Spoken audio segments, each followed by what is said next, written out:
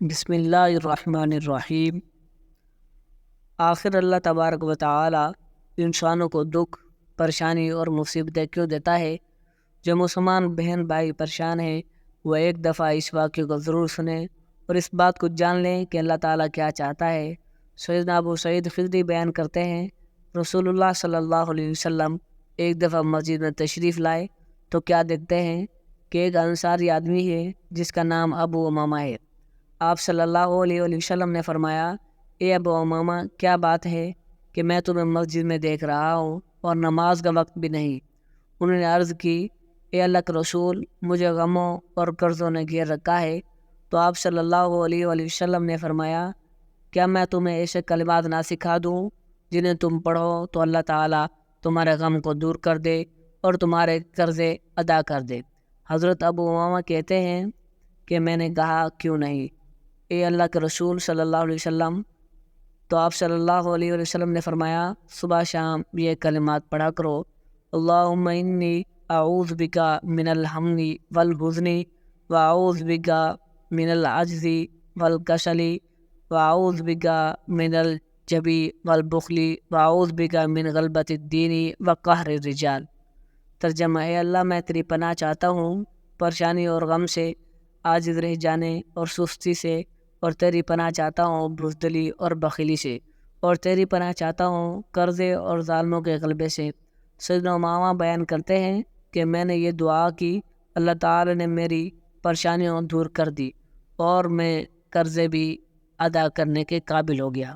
یعنی کہ اے اللہ، تیری ہی پاکی ہے، تیری ہی ذات سے بھروسہ رکھتا ہوں، رنج و غم کی برائی سے تیری عظمت اور جلالت کی پناہ میں آتا ہوں، اور تیری حفاظت کے ذریعے ظالموں سے حفاظت چاہتا ہوں، اور تو سے یہ سوال کرتا ہوں کہ تو اپنی قدرت کے ذریعے رنج و غم اور ان کے سبب کو میرے دل سے دور فرما، اور میرے سینے کو نور ایمان سے بھر دے، تاکہ شیطان اپنے وسوسوں اور شکوک و شبہات سے مجھے غم میں نہ ڈالے اور اپنی ناپاک کوششوں سے میرے ایمان کو خراب نہ کرے۔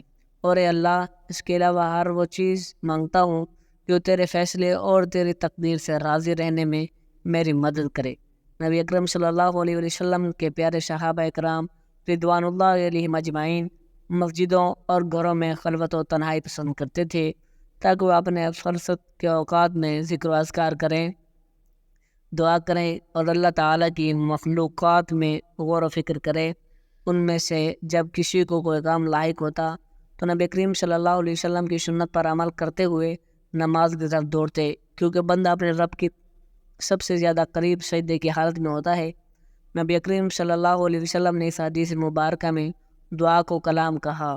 اس سے اس بات کی جانب اشارہ ہے، دعا دل کی گہرائیوں سے ہونی چاہیے، اس یقین کے ساتھ کہ دعا قبول ہوگی۔ گویا دعا کرنے والوں کو ایسا لگنا چاہیے کہ وہ اپنے دل، اپنی زبان، بلکہ اپنے پورے وجود سمیت اپنے پروردگار سے بات کر رہا ہے۔ زندگی میں دکھ، غم اور پریشانی آتی رہیں گی، ایک انسان کی سمجھداری اسی میں ہے، وہ اس بات کو اچھی طرح سے سمجھ لے، انسان کی زندگی پریشانیوں اور مصیبتوں سے کبھی خالی نہیں ہو سکتی۔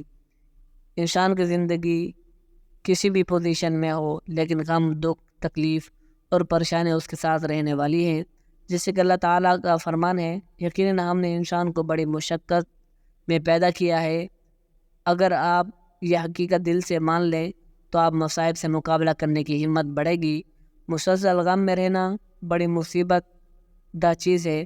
اللہ کو یہ پسند نہیں کہ اس کے بندے غم کی زندگی گزاریں، اس لیے اللہ نے رنج و غم سے بار بار منع فرمایا ہے۔ صحابہ کرام کو خطاب کرتے ہوئے غم سے منع فرما کیا، تم نہ سستی کرو اور نہ غمگین ہو۔ سورہ آل عمران۔ نبی کریم صلی اللہ علیہ وسلم غار ثور میں ابو بکر رضی اللہ تعالیٰ عنہ سے فرمایا، غم نہ کرو، اللہ ہمارے ساتھ ہے۔ اللہ نے موسیٰ علیہ السلام کی ماں کو غم نہ کرنے کی وحی فرمائی۔ ہم نے موسیٰ علیہ السلام کی ماں کو وحی کی کہ اسے دودھ پلاتی رہے، اور جب تجھے اس کی نسبت کوئی خوف ہو تو اسے دریا میں بہا دینا، اور کوئی ڈر یا خوف یا رنج و غم نہ کرنا، یقیناً ہم اسے تیری طرف لوٹانے والے ہیں اور اسے اپنے پیغمبروں میں سے بنانے والے ہیں۔ غمگین اور رنجیدہ رہنے سے شیطان اور آپ کے دشمن خوش ہوتے ہیں، آپ سے محبت کرنے والے تکلیف محسوس کرتے ہیں۔ یہ غم بڑی بری چیز ہے، اس لیے اللہ کے نبی صلی اللہ علیہ وسلم رنج و غم سے پناہ طلب کرتے تھے اور یہ دعا پڑھا کرتے تھے، اے اللہ میں تیری پناہ مانگتا ہوں غم و الم سے، عاجزی سے، سستی سے، بزدلی، بخل اور قرض چڑھ جانے اور لوگوں کے غلبے سے، کیونکہ ایک انسان کا غمگین رہنا، رنجیدہ اور پریشان رہنا، یہ اس کی قوت عمل یعنی کام کرنے کی صلاحیت کو بہت زیادہ متاثر کرتا ہے، انسان کو مایوس کرتا ہے، انسان منفی سوچنے لگتا ہے اور بسا اوقات انسان رنج و غم کی شدت سے خودکشی کر لیتا ہے۔ غم میں رہنے سے پریشانی کئی گنا بڑھ جاتی ہے۔ دنیا کا غم تو معمولی چیز ہے، دین اور اسلام کی ہدایت کا انکار اور کفار کے مکر و فریب پر غمگین رہنا اللہ کو پسند نہیں۔ بس اپنا کام کریں اور صبر کرتے ہوئے آگے بڑھیں۔ اللہ نے فرمایا آپ صبر کریں، بغیر توفیق الہی کے آپ صبر کر ہی نہیں سکتے، اور ان حال پر رنجیدہ نہ ہوں، اور جو مکر و فریب یہ کرتے رہتے ہیں ان سے تنگ دل نہ ہوں۔ صبر کرنے والے بغیر حساب کے جنت میں جائیں گے۔ نبی صلی اللہ علیہ وآلہ وسلم فرماتے ہیں قیامت کے دن یہ اعلان کیا جائے گا کہ اللہ تعالیٰ جس کا قرضدار ہو وہ حاضر ہو جائیں۔ لوگ کہیں گے کہ ایسا کون ہے جس کا اللہ تعالیٰ قرضدار ہو؟ فرشتے کہیں گے جن لوگوں کو اللہ نے دنیا میں تکلیف دی اور اسے تکلیف سے ان کو صدمہ پہنچا تھا، ان کے آنسو نکلے تھے مگر انہوں نے اللہ تعالیٰ کا حکم سمجھ کر صبر کیا تھا۔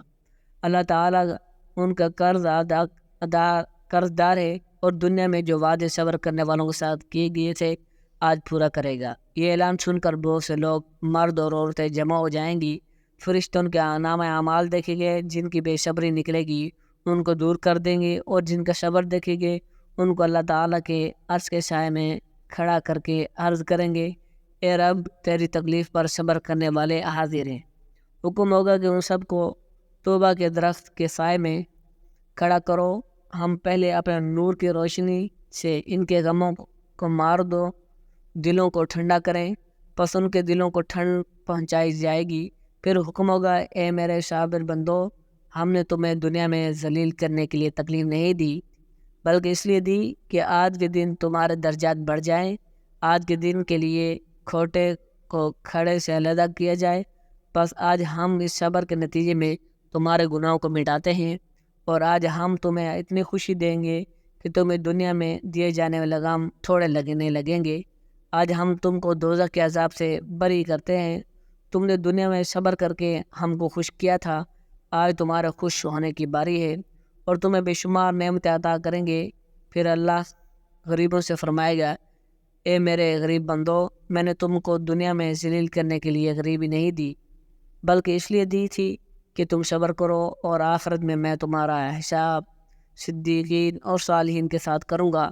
آج تمہارے درجات میں بلند کا دن ہے، دنیا میں دی جانے والی غربت کے بدلے میں آج تمہیں محل عطا کیے جائیں گے جن کے انواع و اقسام کے کھانے ہوں گے، اور تمہاری یہ عزت و شان ہے تم نے تم کو بخش دیا، اور جن لوگوں نے دنیا میں تمہاری مدد اور خدمت کی تھی تم ان کو بھی بخشا سکتے ہو۔ پھر اللہ تعالیٰ ان بندوں سے فرمائے گا جنہوں نے اپنے بچوں کو مرنے پر صبر کیا تھا اے میرے صابر بندو، اگر ہم تمہارے بچوں کی طرح موت کی لوح محفوظ میں نہ لکھتے تو تمہارے دلوں کو زخمی نہ کرتے تو آج تم کو یہ درجے نہ ملتے۔ صبر کرنے کی وجہ سے ہم تم سے خوش ہیں اور تم اپنے بچوں کو ساتھ لے کر بغیر حساب کے جنت میں داخل ہو جاؤ۔ اب تم نہ کبھی مرو گے اور نہ کوئی غم اور تکلیف دیکھو گے۔ پھر اسی طرح اللہ تعالیٰ اندھے، لنگڑے اور کوڑے، بیمار وغیرہ مصیبت کے ماروں سے فرمائے گا سب غمزدہ لوگ مرد اور عورتیں اپنے رتبے دیکھ کر خوش ہوں گی، کوئی بادشاہ ہوگا، کوئی نواب شاہ، کوئی نواب جیسا ہوگا، کوئی امیر اور رئیس جیسا ہوگا۔ فرشتے ان کو براق یعنی جنتی گھوڑوں پر سوار کریں گے اور بڑی عزت اور شان سے جنت کے دروازوں پر لے جائیں گے۔ اسی طرح صبر کرنے والوں کے بڑے عزت و احترام کے ساتھ جنت میں داخل کیے جائیں گے، جہاں انہیں کوئی غم، پریشانی اور مصیبت دوبارہ نہیں آئے گی، وہ ہمیشہ خوش و خرم رہیں گے۔ دعا ہے کہ اللہ پاک ہم سب کو مسلمانوں کو دکھوں، تکلیفوں اور خوشیوں اور راحت میں تبدیل کر دے۔ آمین۔ امید ہے کہ ویڈیو آپ کو پسند آئی ہوگی۔ ویڈیو پسند آئی ہو تو چینل کو سبسکرائب کر دیں، صدقہ جاریہ سمجھ کر شیئر بھی کر دیں، اور کمنٹ سیکشن میں سبحان اللہ ضرور ٹائپ کر دیں۔ جزاکم اللہ خیرہ۔